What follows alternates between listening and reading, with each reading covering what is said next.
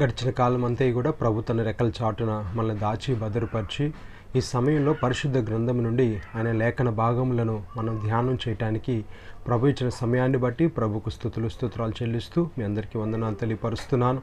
మరి యూట్యూబ్ ద్వారా చేస్తున్న పరిచర్యను మరి ముందుకు కొనసాగించడానికి మరి ముందుగా ప్రభు నాకు ఎంతో కృపను అనుగ్రహిస్తున్నారు. అదేవిధంగా మీరు కూడా మీ వంతుగా మీరు ప్రార్థన చేస్తూ ఈ పరిచర్యలో మాతో పాటు పాలిభోగస్తులై మమ్మల్ని ముందుకు నడిపిస్తున్నందుకై మీ అందరికీ కూడా వందనాలు తెలియపరుస్తున్నాను. ప్రార్థన చేసుకొని లేఖన భాగములను మనం ధ్యానం చేద్దాం, ప్రార్థన చేసుకుందాం. స్తుతులకు పాత్రుడా, స్తోత్రావుడా, మా మిక్కిలిగా ప్రేమించిన మా ప్రియ పరలోకపు తండ్రి, జీవాధిపతి, మీకు స్తుతులునైనా స్తోత్రాలు చెల్లిస్తున్నాం. గత కాలమంతయు ప్రభువా మీ రెక్కల చాటునైనా మమ్మల్ని దాచి భద్రపరిచి సజీవ లెక్కలో ఉంచి ఈ సమయంలో పరిశుద్ధ గ్రంథం నుండి మీ మాటలు మేము ధ్యానం చేయడానికి మీరు ఇచ్చిన కృప కొరకే మీకు స్తోత్రాలు. నైనా మీ పాదసందులో కూర్చున్నాం. నైనా ఉత్తమమైన దాని కొరకు మేము నైనా మీ పాదసందుకు వచ్చి ఉన్నాం. మమ్మల్ని జ్ఞాపకం చేసుకోండి, మీ ఆత్మతో నింపండి, చీకటి దురాత్మ అంధకార శక్తులు బంధించండి. మీ సెలువు శక్తితోనూ మీ పునరుద్ధాన బలముతో నన్ను నింపండి. నా నోటికి బోరుగా ఉండండి. ఈ మాటలన్నీ మాకు మా అందరికీ దీవెనకరంగా, మేలుకరంగా, ఆశీర్వాదకరంగా ఉంటాయని సహాయం దయచేయండి. స్తుతి ఘనత మహిమ ప్రభువులు మీరే పొందుకోండి. యేసయ్య నామమున స్తుతించి ప్రార్థించి అడిగి వేడుకొంచున్నాం తండ్రి, ఆమేన్. ఈరోజు ప్రత్యేకంగా మరి ఆదికాండము నుండి 15వ అధ్యాయంలో మొదటి వచన భాగాన్ని మనం ధ్యానం చేద్దాం. ఆదికాండము 15వ అధ్యాయం మొదటి వచనంలో, ఇవి జరిగిన తర్వాత యెహోవా వాక్యము అబ్రామునకు దర్శనమందు వచ్చి, అబ్రామా భయపడకము, నేను నీకు కేడెము, నీ బహుమానము అత్యధికమగునని చెప్పాను. మనందరికీ తెలుసు, మరి అబ్రాహాముని దేవుడు పిలిచాడు. ఆదికాండం 12వ అధ్యాయం మొదటి వచనంలో అబ్రాహాముని దేవుడు పిలిచి, నీ దేశం నుండి, నీ బంధువుల యొద్ద నుండి నువ్వు సమస్తాన్ని విడిచిపెట్టి నేను చూపించే దేశమునకు నువ్వు వెళ్ళు, నిన్ను ఆశీర్వదిస్తాను అన్నాడు. మళ్ళా 15వ అధ్యాయంలో మళ్ళీ ప్రభు దర్శనమందు అబ్రాహాముతో మాట్లాడుతున్నాడు. ఏమన్నాడు అక్కడ మనం చూసినట్టయితే, అబ్రామా భయపడకము, నేను నీకు కేడెము, నీ బహుమానము అత్యధికమగునని చెప్పాను. అప్పుడు అబ్రాహాం అన్నాడు, ఏమిచ్చినా నాకేమయ్యా? ఆ 2వ వచనంలోనే ఉంటుంది, ఏమిచ్చినా ఏమయ్యా, నాకు సంతానం లేదు, మరి ఇదంతా కూడా నా పెద్ద దాసుడు ఎలియాజర్దే కదా, నాకు సంతానం లేదు అని చెప్పి అన్నాడు. ఇక్కడ అబ్రహాముకి ఒక బలహీనత, అబ్రహాముకి ఒక సమస్య ఉన్నట్టుగా ఇక్కడ మనం చూస్తున్నాం. పిల్లలు లేరు. మనం ఉన్న బలహీనతల్లో అపవాది మనల్ని ఎలా వాడుకుంటాడు, అపవాది మన చేత ఎలా తప్పులు చేయిస్తాడు అనేది నేను మీ ముందు ఉంచడానికి ఇష్టపడుతున్నాను. ఎందుకంటే గడిచిన కాలంలో మరి నాకు ఒక స్నేహితుడు కలిశాడు. స్నేహితుడు కాదు కానీ సహోదరుడు, విశ్వాసి కలిశాడు. మాట్లాడుతూ ఉన్నప్పుడు తను కొంత సమస్యలో ఉన్నట్టున్నాడు. నాకు చెప్తున్నాడు, అన్న నేను ఒక పొరపాటు చేశాను, మిమ్మల్ని నేను కలవాలనుకున్నాను, మరి కలవలేకపోయాను, మీరే మరి ఈరోజు కలిశారు మరి అని చెప్పి చెప్తున్నాడు. ఏం తమ్ముడు ఏమైంది అంటే, మరి జాబ్లో కొంత ఇబ్బంది వచ్చింది, వేరే ఊరు ట్రాన్స్ఫర్ చేశారు, నేను అక్కడ అంత దూరం వెళ్ళడానికి ఇష్టం లేక జాబ్ ఆగిపోయాను అని చెప్పాడు. సరే ఏమైందిలే, ఇంకో జాబ్ వస్తుంది అని చెప్తే, మరి ఖాళీగా ఉండటం ఎందుకులే అని చెప్పి, అన్న నేను జాబ్ చేస్తున్నప్పుడు దాచుకున్న కొంత డబ్బులతో వ్యాపారం పెట్టాను, మరి ఆ వ్యాపారంలో నష్టపోయాను అని చెప్పాడు. అంటే ఇక్కడ మనం గమనించాల్సింది ఏంటంటే, ఒక బలహీనత లేదా ఒక సమస్యతో మనం ఉన్నప్పుడు అపవాది మనల్ని తొందరపెట్టి మన చేత తప్పులు చేయించడానికి ప్రయత్నం చేస్తూ ఉంటాడు. ఇక్కడ ఆ తమ్ముడి చేత మరి జాబ్ లేదు, సంపాదన కావాలి, అంటే ఏదో ఒక జీతం కావాలి, డబ్బులు కావాలి, మరి కాబట్టి తను దాచుకున్న డబ్బులన్నీ తీసుకుని వెళ్ళి వ్యాపారంలో పెట్టాడు. వ్యాపారంలో నష్టం వచ్చింది, లక్షల రూపాయల నష్టం వచ్చింది. పాపం దాచుకున్న డబ్బులు పోయినాయి. ఇప్పుడు ఉద్యోగం లేని పరిస్థితిలో ఉన్నాడు. మరి ఆ సందర్భంలో మరి ఆ సహోదరుతో మాట్లాడుతున్నప్పుడు ప్రభు నాకు జ్ఞాపకం చేసిన సందర్భం ఇదే. అబ్రహాం కూడా ఒక బలహీనతతో ఉన్నాడు. ఏంటా బలహీనత? అబ్రహాము, శారాలు ఇద్దరు ఒక బలహీనతతో ఉన్నారు, పిల్లలు లేరు. ఈరోజు చాలామందికి బలహీనతలు ఉన్నాయి. అంటే నా ఉద్దేశం సమస్యలు ఉన్నాయి. బలహీనతలు అంటే నా ఉద్దేశం సమస్యలు ఉన్నాయి. ఒకరికి పిల్లలు లేకపోవచ్చు, ఒకరికి ఉద్యోగం లేకపోవచ్చు, ఒకరికి అనారోగ్యం అయి ఉండొచ్చు, ఒకరికి ఇలాగ వివాహం కాకపోయి ఉండొచ్చు. ఇలాంటి సమస్యల్లో ఉన్నారు. కాబట్టి సమస్యల్లో ఉన్న మనము, కష్టాల్లో ఉన్న మన చేత అపవాది మనల్ని తొందరపెట్టి మనల్ని ఎలాగా వాడుకొని పాపంలో పడేసి మరి చేస్తాడో అనేది ఈ సందర్భాన్ని ద్వారా నేను ప్రభు మనతో మాట్లాడబోతున్నాడు. మరి ఇక్కడ అబ్రహాం విషయంలో కూడా 15వ అధ్యాయం, అబ్రహాం విషయంలో కూడా 15వ అధ్యాయం మొదటి వచనంలో అన్నాడు, ప్రభు అన్నాడు, అబ్రహమా భయపడకము, నేను నీకు కేడేము, నీ బహుమానము అత్యధికమగును అని చెప్పి చాలా స్పష్టంగా అన్నాడు. ప్రభు చెప్పాడు, భయపడకు, నీకు గర్భఫలం ఇస్తానని చెప్పి 15వ అధ్యాయంలో చెప్పాడు ప్రభు. కానీ 16వ అధ్యాయంలో అబ్రహాం ఏం చేశాడు? శారాయి మాట విని హాగర్తో వెళ్ళాడు.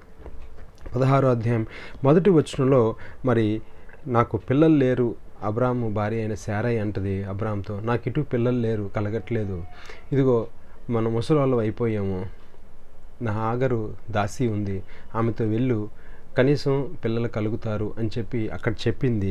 16వ అధ్యాయం ఆదికాండము 16వ అధ్యాయము 2వ వచనంలో, కాగా శారాయి, ఇదిగో నేను పిల్లలు కనకుండా యెహోవా చేసి ఉన్నాడు, ఇదిగో నేను పిల్లలు కనకుండా యెహోవా చేసి ఉన్నాడు, నీవు దయచేసి నా దాసితో పొమ్ము, ఒకవేళ ఆమె వలన నాకు సంతానము కలగవచ్చునని అబ్రాముతో చెప్పాను. అబ్రాము శారాయి మాట వినెను. సమస్యల్లో ఉన్నప్పుడు ఇలాంటి పనులే అపవాది మన చేత చేయిస్తూ ఉంటాడు. శారాయికి ఒక ఆలోచన పుట్టించాడు, హాగర్ ద్వారా పిల్లలు మరి పొందొచ్చన్న ఆలోచన పుట్టించి దేవునికి విరోధంగా పాపం చేయించాడు. ఎందుకంటే 15వ అధ్యాయంలో ప్రభు చాలా స్పష్టంగా మాట్లాడాడు, అబ్రామా భయపడకము, నేను నీకు కేడెము, నీ బహుమానం అత్యధికమగునని చెప్పాడు. అక్కడ కింద వచనంలోనే ఉంది. అక్కడ 15వ అధ్యాయంలో మనం చూసినట్టయితే 2వ వచనము, అందుకు అబ్రాము, ప్రభు అయిన యెహోవా నాకేమి ఇచ్చిననేమి, నేను సంతానం లేని వాడనై పోవచ్చున్నానే, దమస్కు ఎలియాజరే నా ఇంటి ఆస్తికర్త అగును కదా. ప్రభు అన్నా నువ్వు భయపడొద్దు అని దేవుడు మాట్లాడుతుంటే అబ్రామ్ అంటున్నాడు, నాకేమిచ్చినా ఏమయ్యా, నాకు పిల్లలు లేరు. ప్రభు ఏ ఉద్దేశంతో అక్కడ నువ్వు భయపడొద్దు అన్నాడంటే, నువ్వు పిల్లలు లేరు అనే బలహీనతతో నువ్వు ఉన్నావు, లేదా నీకు సంతానం లేదనే ఆ సమస్యలో నువ్వు బాధపడుతున్నావేమో, నువ్వు భయపడొద్దు, నీకు సంతానం ఇస్తానని చెబితే 16వ అధ్యాయంలో ఏం చేశాడు? భార్య మాట విన్నాడు. కాబట్టి బలహీనతల్లో ఉన్నప్పుడు, సమస్యల్లో ఉన్నప్పుడు అపవాది మనల్ని సులువుగా ఏం చేస్తాడట? పాపంలోకి పడేస్తాడు. ఇక్కడ అబ్రాము చేసిన పని ఏంటంటే, భార్య మాట విని దేవుని మాటను ధిక్కరించాడు. ప్రభు చాలా స్పష్టంగా చెప్పాడు 15వ అధ్యాయంలో, నేను నీకు గర్భఫలాన్ని ఇస్తాను అన్నాడు. 16వ అధ్యాయంలో శారాయి మాట విన్నాడు, దేవుని మాట వినలేదు, పాపం చేశాడు. ఆజ్ఞ అతిక్రమమే పాపం, దేవుని మాట ధిక్కరించడమే పాపం. అందుకే 17వ అధ్యాయం మొదటి వచనంలో మళ్ళీ దేవుడు అబ్రాహాంతో మాట్లాడుతున్నాడు. అబ్రాహాము 99 ఏండ్ల వాడైనప్పుడు యెహోవా అతనికి ప్రత్యక్షమై, నేను సర్వశక్తి గల దేవుడను, నా సన్నిధిలో నడుచుచు నిందారహితుడై ఉండుము. అబ్రాహాంకి దేవుడు స్ట్రిక్ట్ వార్నింగ్ ఇస్తున్నాడు. అబ్రాహాం, నేను సర్వశక్తి గల దేవుడను, నిన్నంటే ఏమనుకుంటున్నావు? 15వ అధ్యాయంలో నేను నీకు చెప్పాను, నువ్వు భయపడొద్దు అన్నాను.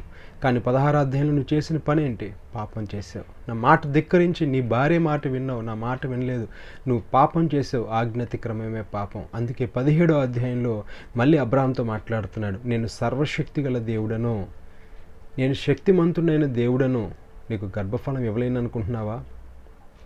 నీ బలహీనతల నుంచి నిన్ను నేను బయటికి నడిపించలేను అనుకుంటున్నావా? నీ సమస్యల నుంచి నేను నిన్ను విడిపించలేను అనుకుంటున్నావా? నేను సర్వశక్తి గల దేవుడను, నా సన్నిధిలో నడుచుచు నిందారహితుడిగా ఉండు. నింద తెచ్చిపెట్టుకున్నాడు. హాగరుతో వెళ్ళి నింద తెచ్చిపెట్టుకున్నాడు. కాబట్టి మనం మన బలహీనతల్లో, సమస్యల్లో ఉన్నప్పుడు అపవాది మనల్ని ఏం చేస్తూ ఉంటాడంటే, బలహీనపరిచి ఇంకా మన చేత పాపం చేయిస్తాడు. ఇప్పుడు ఒక సమస్య పోయి రెండో సమస్య వచ్చింది. హాగరుతో వెళ్ళాడు, ఇష్మాయేలీయునికి జన్మనిచ్చాడు. ఆ ఇష్మాయేలీయుడి ద్వారా సమస్య వచ్చింది కదా. కాబట్టి దయచేసి గమనించండి నా ప్రియ సహోదరి, నా ప్రియ సహోదరుడా, మనం బలహీనతలతో ఎప్పుడైతే ఉంటామో అపవాది మనల్ని అటాక్ చేస్తాడు. అప్పుడు ఆ బలహీనతల్లో ఉన్నప్పుడు మన చేత పాపాన్ని ప్రేరేపిస్తూ ఉంటాడు, తప్పును ప్రేరేపిస్తాడు, తప్పుగా మాట్లాడేటట్టు ప్రేరేపిస్తాడు. ఆ సహోదరుడు మరి చెప్పినప్పుడు, అన్న జాబ్ లేదు, సరే ఏదో ఒక వ్యాపారం పెడదామని అనుకున్నాను, మరి ఇదిగో దాచుకున్న డబ్బులు లక్షల రూపాయలు తెచ్చి వ్యాపారంలో పెట్టాను, నష్టపోయాను అన్నాడు. కాబట్టి బలహీనతలతో ఉన్నప్పుడు చాలా జాగ్రత్తగా ఉండాలి. అపవాది అప్పుడే మనల్ని ఏం చేస్తాడు, ప్రేరేపించి మనల్ని వాడుకొని దేవునికి విరోధంగా మనం పనిచేసేటట్టు మనల్ని ప్రేరేపిస్తూ ఉంటాడు. ఇంకొక సందర్భాన్ని కూడా మీకు జ్ఞాపకం చేస్తాను. మొదటి సందర్భము, అబ్రాహాము శారాయిలు బలహీనతలతో ఉన్నప్పుడు, అంటే గర్భఫలం లేదు అనే ఒక బలహీనత వారిలో ఉండిపోయింది. ఒక సమస్యలో వారు ఉన్నారు. ఆ సమస్యలో అపవాది శారాయిని ప్రేరేపించి అబ్రాహాము హాగరుతో వెళ్ళేటట్టు చేసింది. అంటే దేవుని మాటను ధిక్కరించేటట్టు చేశాడు. రెండోదిగా మనం చూసినట్టయితే సంఖ్యాకాండము 20వ అధ్యాయంలో మనం చూసినట్టయితే మరి ఇశ్రాయేలు ప్రజలు మరి వాగ్దాన దేశాన్ని స్వతంత్రించుకోవటం కోసం ఐగుప్తుల నుండి బయలుదేరి మరి కనాను దేశానికి వస్తూ ఉన్నారు. ఆ వస్తున్న క్రమంలో వారు అరణ్యం మధ్యలో నుంచి వస్తున్నారు, ప్రయాణం చేస్తూ వచ్చారు. 20వ అధ్యాయం సంఖ్యాకాండం 20వ అధ్యాయం మొదటి వచనంలో, సంఖ్యాకాండము 20వ అధ్యాయం మొదటి వచనంలో, మొదటి నెల యందు ఇశ్రాయేలీలు అక్కడ పర్వతము దగ్గరికి వచ్చారు, అరణ్యంలో ప్రయాణం చేస్తూ వచ్చారు. అక్కడ మోషే అక్క అయిన మిరియాం చనిపోయింది. మోషే అక్క అయిన మిరియాం చనిపోయింది, అక్కడ పాతిపెట్టారు. రెండోదిగా ఇక్కడ మనం చూసినట్టయితే మోషే అహరోనులని ఈ సర్వ సమాజం అంతా విసికించేస్తున్నారు. మాకు నీళ్లు లేవు, కాయలు లేవు, ద్రాక్షాలు లేవు, అవి లేవు, ఇవి లేవని విసిగిస్తున్నారు. అప్పటికే మరి సహోదరిని పోగొట్టుకున్న బలహీనతతో ఉన్నాడు, లేదా ఆ బలహీనమైన పరిస్థితుల్లో ఉన్నాడు. రెండోది, అరణ్యంలో మార్గంలో ప్రయాణం చేస్తూ అలసిపోయి ఉన్నారు. ఇక్కడ రెండు బలహీన పరిస్థితులు ఇక్కడ మనకు కనపడుతున్నాయి మోషే అహరోనులకి. ఒకటి మిరియాము చనిపోవటం, రెండోది ఇశ్రాయేలు ప్రజలందరూ వారిని విసికించటం. అక్కడ అధ్యాయం సంఖ్యాకాండం 20వ అధ్యాయంలో చదివినట్టయితే ఇశ్రాయేలు ప్రజలందరూ మోషేని విసికించారు. మాకు నీళ్లు లేవు, ఇక్కడ ఎందుకు చంపడానికి తీసుకొచ్చావు, అక్కడ ఐగుప్తులో సమాధులు లేవా, ఇక్కడ చంపాలా మమ్మల్ని అని చెప్పి ఇలా విసికిస్తున్నారు. ఆ బలహీన పరిస్థితుల్లో మరి అయినప్పటికీ కూడా మోషే అహరోనులు దేవుని సన్నిధికి వెళ్ళినప్పుడు దేవుడు మాట్లాడాడు. నువ్వు వెళ్ళి ఆ బండతో మాట్లాడు, ఆ బండలో నుంచి సమృద్ధైన నీళ్ళు వస్తాయి, ఈ సర్వ సమాజం అంతా తాగొచ్చు అని చెప్పినప్పుడు ఏ బలహీనతతో ఉన్నాడు ఇక్కడ మోషే, ఆ బలహీనతతో వెళ్ళి బండని మాట్లాడమంటే బండను కొట్టొచ్చాడు. 2 సార్లు బండను కొట్టొచ్చాడు. అంటే అపవాది ఎప్పుడైతే మనం బలహీనతలతో ఆవరింపబడి ఉంటామో, చికాకులుగా ఉంటామో, అప్పుడు మనల్ని ఏం చేస్తాడంటే బహుబలంగా వాడుకొని పాపానికి ప్రేరేపిస్తాడు, మన చేత తప్పులు చేయిస్తాడు, దేవునికి కోపం వచ్చేటట్టు చేస్తూ ఉంటాడు. ఇక్కడ 2 సందర్భాలు 2 వ్యక్తుల జీవితాల ద్వారా ప్రభు మనతో మాట్లాడుతున్నాడు. ఒకటి అబ్రాహాము శారాయిల ద్వారా మాట్లాడాడు, రెండోది మోషే ద్వారా మనతో మాట్లాడుతున్నాడు. కాబట్టి బలహీనతలతో ఉన్నప్పుడు మనం సంఖ్యాకాండం 20వ అధ్యాయంలో మనం చూస్తున్నాం. మోషేతో ప్రభు చాలా స్పష్టంగా మాట్లాడాడు. ఆ బండతో మాట్లాడమంటే బలహీనతతో ఉన్న మోషే, అక్క చనిపోయిన బలహీనత, ఇశ్రాయేల్ ప్రజలు విసిగిస్తున్నారన్న బలహీనతతో వెళ్ళి బండతో మాట్లాడమంటే బండను కొట్టొచ్చాడు. దేవునికి కోపం వచ్చింది కదా. కాబట్టి 2 జీవితాల ద్వారా ప్రభు మనతో మాట్లాడి మనల్ని హెచ్చరిస్తున్నాడు. బలహీనతలతో మనం ఉన్నప్పుడు చాలా జాగ్రత్తగా ఉండాలి.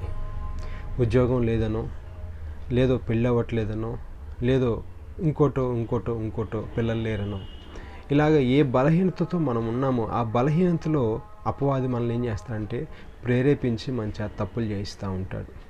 ఇక్కడ మోషేతో కూడా చాలా స్పష్టంగా ప్రభు మాట్లాడితే మోషే వీళ్ళు ఏం చేశాడట, ఆ 10వ వచనంలో మాట్లాడతాడు. 20వ అధ్యాయం 10వ వచనంలో, తర్వాత మోషే అహరోనులు ఆ బండ ఎదుట సమాజమును పోగు చేసినప్పుడు అతడు వారితో, ద్రోహులారా వినుడి. బలహీనతతో ఉన్నప్పుడు ఏమంటున్నాడు, ద్రోహులారా, ఇశ్రాయేలు ప్రజల్ని దూషించాడు. ద్రోహులారా వినుడి అని దూషిస్తున్నాడు. అపవాది బలహీనతతో ఉన్న మనల్ని ఏం చేస్తాడంటే నోటి ద్వారా పాపం చేసేటట్టు చేస్తాడు, చేతుల ద్వారా పాపం చేసేటట్టు చేస్తాడు, మనతో పాపం చేయించేటట్టుగా ప్రేరేపిస్తాడు అపవాది. కాబట్టి చాలా జాగ్రత్తగా మనం ఉండాలి. కాబట్టి బలహీనతతో మనం ఎప్పుడు ఉంటామో అప్పుడు మనం చాలా జాగ్రత్తగా ఉండాలి. ఆ బలహీనత పరిస్థితుల ద్వారా అబ్రహాము దేవుని కోపం తెప్పించాడు. ఆ బలహీన పరిస్థితుల్లో ఉన్న మోషే దేవునికి కోపం తెప్పించాడు. అబ్రహాం అయితే తన భార్య మాట విని తప్పు చేశాడు. మోషే ఏమో ప్రేరేపింపబడి ద్రోహులారా అని తన నోరు పారేసుకున్నాడు. అందుకే కొరింథీయులకు రాసిన 2వ పత్రిక 12వ అధ్యాయం 9వ వచనంలో రాయబడిన మాట ఏంటంటే, అపోజిట్ పౌలు ద్వారా ప్రభు మనతో మాట్లాడుతున్నాడు. 2 కొరింథీ 12వ అధ్యాయం 9వ వచనము. ఇక్కడ పౌలు గారు కూడా ఒక బలహీనతతో ఉన్నప్పుడు పౌలు గారు ప్రార్థన చేస్తే ప్రభు మాట్లాడుతున్న మాట ఏంటంటే, అందుకు నా కృప నీకు చాలును, బలహీనత యందు నా శక్తి పరిపూర్ణమగుచున్నదని ఆయన నాతో చెప్పాను. కాబట్టి ప్రియ సహోదరి, ప్రియ సహోదరుడా, మనం బలహీనతతో ఉన్నప్పుడు ప్రభు మనల్ని విడిచిపెట్టడు. బలహీనతతో ఉన్నప్పుడు ప్రభు ఆయన శక్తితో మనల్ని ఏం చేస్తాడంటే పరిపూర్ణంగా చేస్తాడు. బలహీనతలతో ఉన్నప్పుడు మనం చాలా జాగ్రత్తగా ఉండాలి. అప్పుడు దేవుని యొక్క కార్యం మన మీద జరుగుతూ ఉంటుంది, అపవాది యొక్క పని కూడా మన మీద జరుగుతూ ఉంటుంది. కాబట్టి మనం అపవాదికి ఏమాత్రం ఆ సమయంలో చోటు ఇవ్వని వారంగా ఉండాలి. కాబట్టి బలహీనతలతో ఉన్న అబ్రహాము భార్య మాట వినాడు, పాపం చేశాడు. బలహీనతతో ఉన్న మోషే అపవాది ప్రేరేపణకు లోబడి మరి ద్రోహులారా అని ఇశ్రాయేల్ ప్రజలను దూషించినట్టుగా మనం చూస్తున్నాం. కాబట్టి బలహీనులుగా మనం ఎప్పుడు ఉంటామో అప్పుడు మనం దేవుని కృప కొరకు కనిపెట్టే వారంగా ఉండాలి. దేవుడి కొద్ది మాటలు మనం వినికిలో దీవించును గాక. ఆమేన్.